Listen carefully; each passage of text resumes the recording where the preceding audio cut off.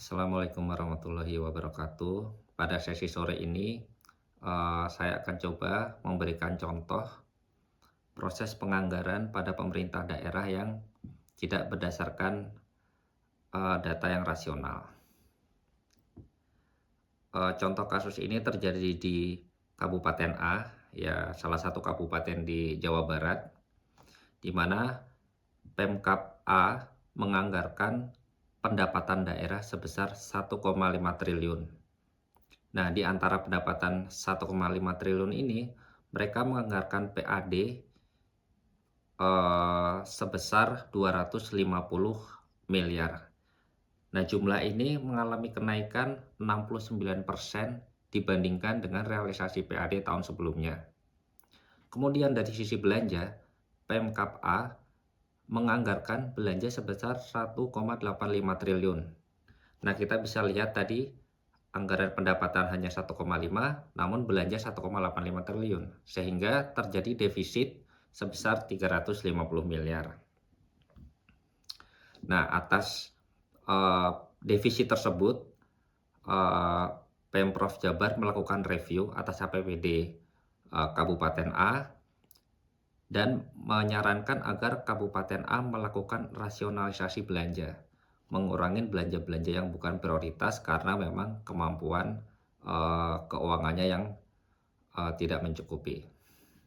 Namun demikian, Pemkab A tidak menghiraukan hasil review dari Pemprov Jawa Barat tersebut.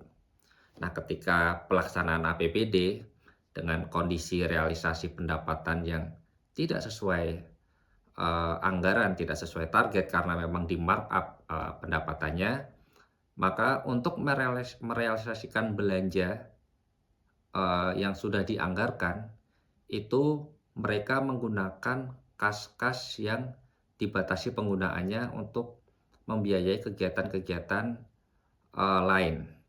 Nah, ini terdapat 165 miliar penggunaan kas yang dibatasi penggunaannya, antara lain kas untuk dana DAK dan kas untuk kegiatan Banprov untuk membiayai kegiatan yang bukan merupakan kegiatan DAK dan kegiatan Banprov. Kemudian pada akhir periode tahun anggaran tersebut, pemerintah Kabupaten A tidak melakukan rasionalisasi belanja, sehingga belanjanya tetap dijalankan sesuai dengan APBD.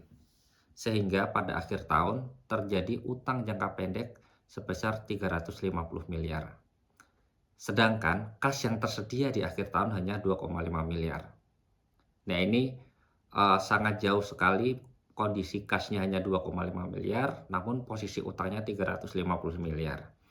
Nah, apa yang bisa kita tarik kesimpulan dari kasus ini, di mana pemerintah Kabupaten A ini melakukan markup dari segi penerimaan, yaitu markup pendapatan dan markup penerimaan pembiayaan, di mana pendapatan dan penerimaan pembiayaan tidak didasarkan pada perhitungan yang rasional. Yang kedua adalah bahwa dengan tidak tersedianya kas ini, pemerintah Kabupaten A tidak melakukan rasionalisasi belanja, sehingga utang jangka pendek meningkat menjadi sebesar 350 miliar. Sedangkan kalau kita bandingkan dengan PAD-nya tadi hanya 250 miliar.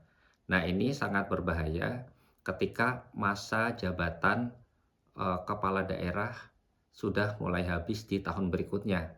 Karena ini bisa mewariskan hutang pada pemerintahan berikutnya, dan jika pemerintahan berikutnya tidak bersedia melakukan kewajiban atas pemerintahan terdahulu, tentu saja hal tersebut akan menimbulkan kasus hukum berupa gugatan dari pihak-pihak yang seharusnya menerima pembayaran, namun tidak direalisasikan karena dianggap oleh kepala daerah yang baru merupakan kewajiban dari pemerintahan yang lama.